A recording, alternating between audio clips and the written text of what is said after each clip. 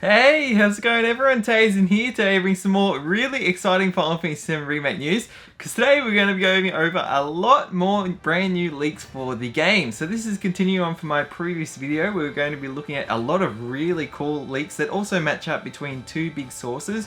One on Reddit coming from someone who has received this information from someone in the video game journalism industry who has provided this person point-on-point accurate information regarding certain aspects of the remake, specifically the state of play trailer, and then also looking at a Reddit leak that is apparently claiming to come from someone at the Segundo Square-Enix branch in California. This is a publishing and localization branch, and it's really cool because a lot of these things are matching up.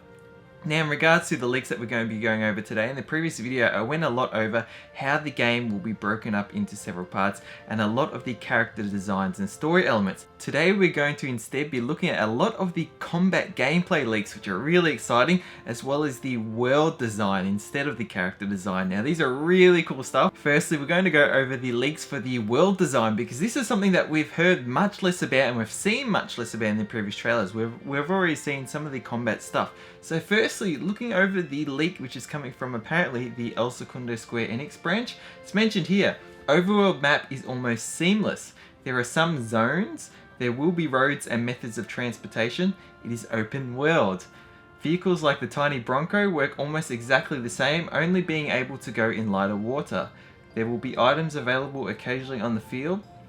Chocobos will of course be obtainable after the farm.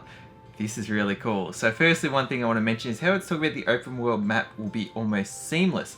That's cool to mention this about an overworld map, because it's something we're hoping that will come to the game, but we're not really sure how it will be implemented in somewhat of a current gen realistic style, because we've seen this previously using small chibi models on a basically an overworld that's not to scale. So it'll be interesting to see that. Now they've mentioned here some zones. I like zones because zones are a great use of abstraction, and what I mean by that is when you're going from one area through sort of like an exit entrance and it will take you to another area, usually that next area you end up in is some distance away, and when I mean some distance I mean not the same distance of the actual character model walking. You may be going through one exit of a town, you end up in a slightly different part of the town, and that's called abstraction because it's basically showing your characters traveled a large distance between that sort of cut off and cut on, and it makes it feel like the world is much bigger. Final Fantasy XII was a game that really did this well. Even games like Lost Odyssey and a lot of other examples. And it's mentioned here, there will be roads and methods of transportation. Vehicles like the tiny Bronco will work almost exactly the same. So the tiny Bronco was a small propeller-like airship which was actually owned by Sid Highwind. And it's really cool to see sort of how this will work. It says it will go in lighter water, so the tiny Bronco didn't have full sort of open world exploration. The game is sort of one means of an end until you later got access to the Highwind, I believe. And then when it talks about the Chocobos, that gets me really exciting. And also for like Chocobo farming and actually getting the gold Chocobo and seeing how that may incorporate into getting Knights of the Round, I would love to see that be incorporated into the game. Now going over to the second part of their leak where they've actually talked more about the world design and specifically all the towns and how the towns are shaped in this game. They've said they have really made an effort to make each town feel lived in and feel like there is a reason why each place is like the way it is. Each town is very unique from the last. Cosmo Canyon and its occasional dust storms are a stark contrast to the streets of Midgar. Upper Junon feels very much more like a military installation than Midgar as well. That's great, but now going on to the leak of similar information from the person who's gotten this information from a game journalist. They've said here, also tells me that the towns and cities feel much more realistic and organic. Real roads present and feel like they serve realistic functions. A world that feels living. Each location feels unique and feels like it exists for a reason. Makes sense that people put up a shop there once upon a time when people were settling in Gaia. But just sort of encapsulating those two sort of leaks as a whole, they really match up nicely. This would be cool to see, you know, sort of what they've really done to the world. Midgar, when I think of Midgar, I think of very sooty, you know, a lot of industrial work in that area. Then thinking of things like Junon, again with the whole huge cannon there, that would be really exciting to see sort of a military installation. Also see, I mean, especially the scene with Sapphire Weapon coming after Junon. That is one of the most anticipated scenes of mine for this game. And then seeing things like Cosmo Canyon, again with the dust storms, perfect fitting to that area of the game. So really cool to sort of see how this will sort of make us feel more like we're in the world, and that will suspend our disbelief and make it really feel even better. Now the El Segundo branch has also mentioned a couple things about Shinra headquarters. So it said here, Shinra HQ won't have quite as many floors to explore, but more to do on the floors you do go to. So it still feels like you're fighting through a lot to get to the top. There were quite a lot of floors and going back and forth, and depending on whether you want to get certain items and going to certain floors at certain times, could get a bit confusing. This description sort of makes me feel like, again, the first player is not just going to be Midgar that's going to be super blown out. I feel like, you know, Midgar is going to be quite faithful, but it will still obviously have a lot more to explore, because realistically with current gen and the way they're taking the direction of this game, it's only natural that you'll be able to explore it a bit more. Just sort of like how you can explore a lot more areas in Crisis Core. And then lastly, it's mentioned here about Shinra headquarters that Red 13 has clones. Colbert 14 and Indigo 15, you must fight before he joins your party in Shinra HQ. That's an awesome, cool new addition. I like the scene where you get to come across Red 13 in Shinra HQ. Now also going on to Golden Saucer information here. It says here from the El Segundo branch leak, Gold Saucer will have some games that are not playable yet because they are essentially replaying a part of a later story mission.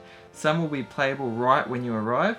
They wanted to feel more grand and provide a break from the main story beats while still eventually having to incorporate the story into it later.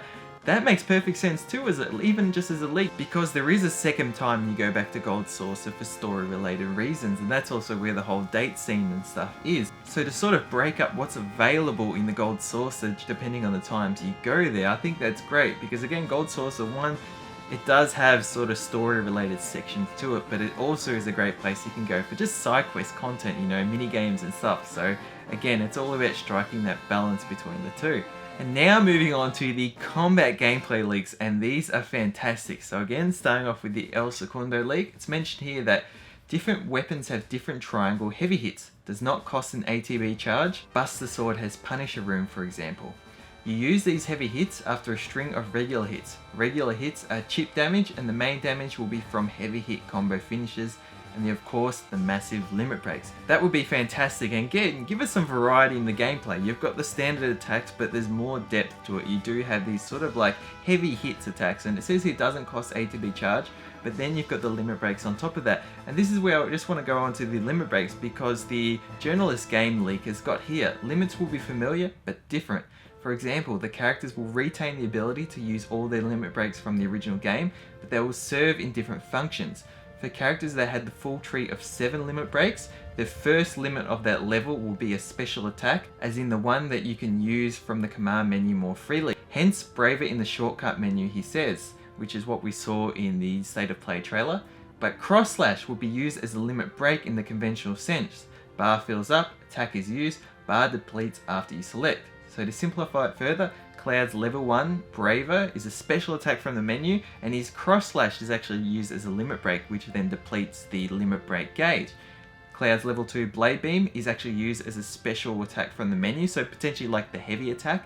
And then Chim Hazard is used as the limit break. That's cool, and that would sort of align with what we saw in the State of Play trailer, where we saw some of the limit breaks actually not deplete the gauge, or at least we never saw scenes where the gauge would deplete, but we'd see like a limit break be used, specifically with the cross slash, and we saw that the gauge that we suggest is a limit break one, it was sort of like the orange gold one. Again, I'm colorblind, so I'll always get that wrong, but it was depleted, and there were some times where you saw him do like a brave, a heavy hit, but the gauge wasn't depleted in that instance. So I like this, I'm interested. I mean, it's one of those things where you have to really try the game, and that's why I really hope all these previous leaks we've heard about a demo for E3 and even after D3 for us to play, I hope they come true so we can get a feel for it. And I mean, when it comes to Final Fantasy VII, one of the big things about Final Fantasy VII wasn't that it was turn-based, but rather the Materia system. That is one of the unique aspects of the gameplay. So here, although we've got an action combat sort of based gameplay, the Materia system was what I'm very interested in. And that brings us to the next set of leaks. So going over the Materia leaks, this one's starting off from the El Segundo leak.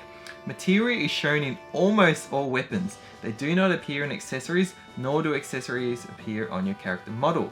Different weapons will however appear on your model. For example, Rune Blade will be on Cloud's back if equipped and exploring. I like that. One, I like that it's saying here that accessories will not appear on your character model.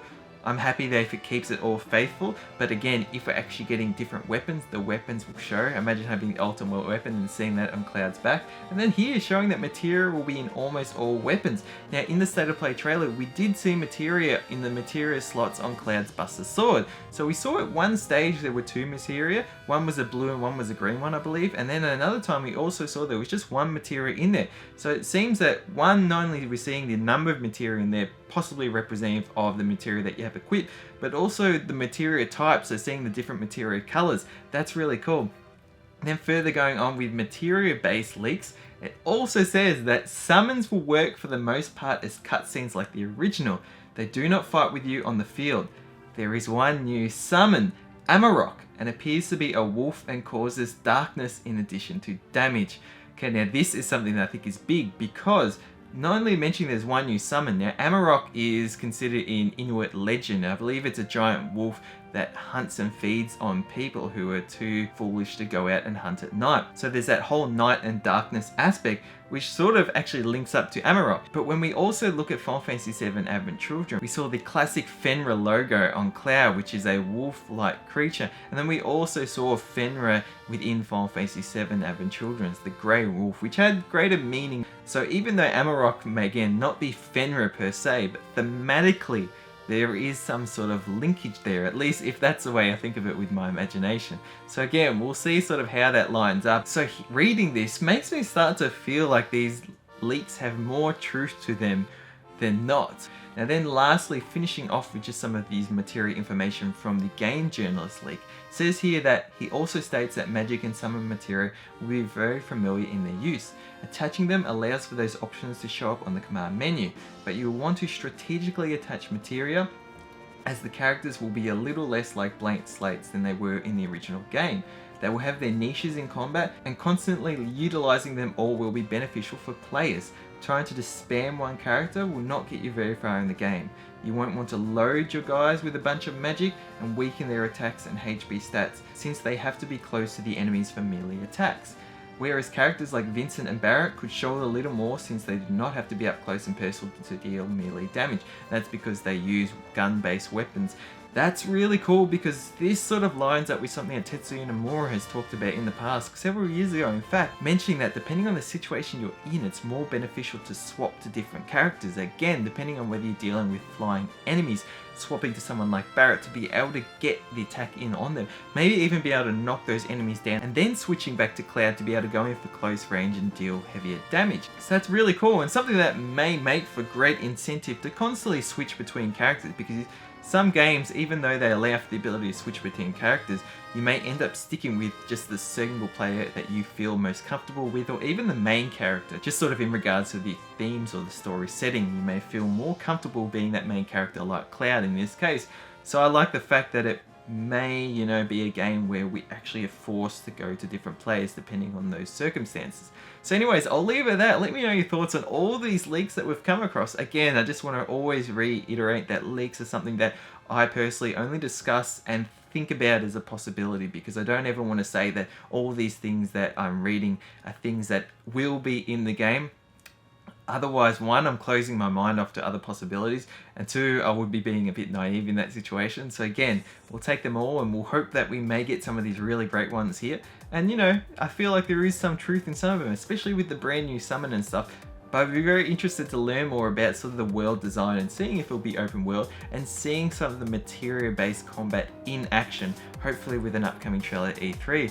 Anyways, thank you so much for watching. I hope you'll enjoy it. Feel free to check out my previous videos where I talked more about these story leaks, talk things about Yuffie and Vincent as mandatory characters, and even the demo that may be coming soon. So yeah, anyways, thank you so much for watching. Hope you enjoyed, and until next video, stay spot on.